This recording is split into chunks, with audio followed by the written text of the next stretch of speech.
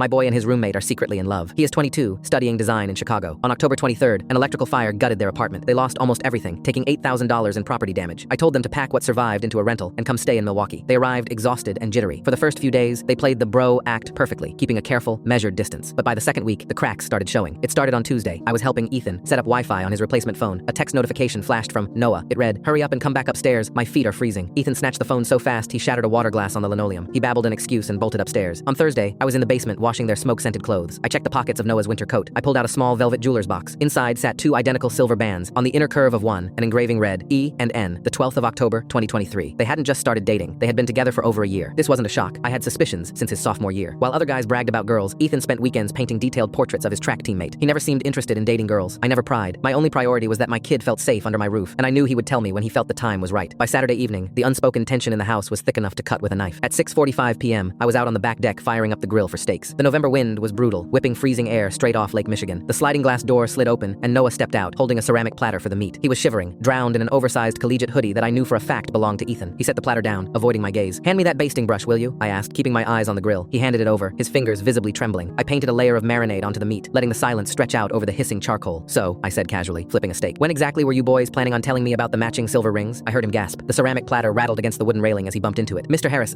we didn't." I finally turned to look at him. His face was chalk white in the porch light. "Noah, relax. I found them while doing the laundry. I'm not upset." He swallowed hard, looking like he wanted to jump off the deck into the snow. 14 months, he blurted out, his voice cracking. "We hit 14 months last week. That's a solid milestone," I said, leaning against the railing. "Please don't kick him out," Noah pleaded, the panic fully taking over. "I'll leave. I'll go get a motel room right now. Just don't take this out on Ethan." I set my tongs down. The sheer desperation in his voice physically hurt to hear. "Kick him out? Noah, do you honestly think I would ever do that?" He stared at me, his chest heaving. He was terrified to tell you. He said you sacrificed everything for him. He couldn't bear to lose your respect. I stepped closer, lowering my voice over the howling wind. "Listen to me carefully. I worked double graveyard shifts at the shipping warehouse for 6 brutal years just to afford the legal fees to keep his mother from dragging him back to her toxic, chaotic life. I gave up everything so he could have a stable foundation. Do you really think I care who he brings home, as long as that person treats him right?" Noah wiped his nose with the back of his sleeve, nodding slowly. "I just want him to be loved," I said firmly. "And from where I'm standing, you're doing a damn good job of that." The sliding door rattled open again. Ethan stepped out, wrapping his arms around himself. He stopped dead when he saw Noah wiping his eyes, then looked at me, pure terror washing over his features. "Dad, what's going on?" "Nothing bad, kid," I said calmly. "Your partner and I were just having a chat about the laundry." Ethan froze, his jaw dropping slightly. You know?" "I know," I said, walking over and placing a heavy hand on his shoulder. "And I need you to hear this loud and clear. You never have to hide who you are in this house. Not from me, ever." He let out a shaky breath, the tension leaving his body all at once, and leaned his head against my shoulder. Later that night, the three of us were sitting around the fire pit in the backyard. The wind had died down, leaving a crisp, bitter cold. Instead of sitting on opposite sides of the patio like they had all week, I walked into the house, grabbed the heavy wool blanket off the sofa, and tossed it right onto Ethan's lap. "Share it," I told them, "before you both freeze to death." Ethan looked up at me, a genuine, relaxed smile finally breaking across his face. He wrapped the blanket around his shoulders, then lifted the edge, pulling Noah in close against him. Full story on the channel, link below.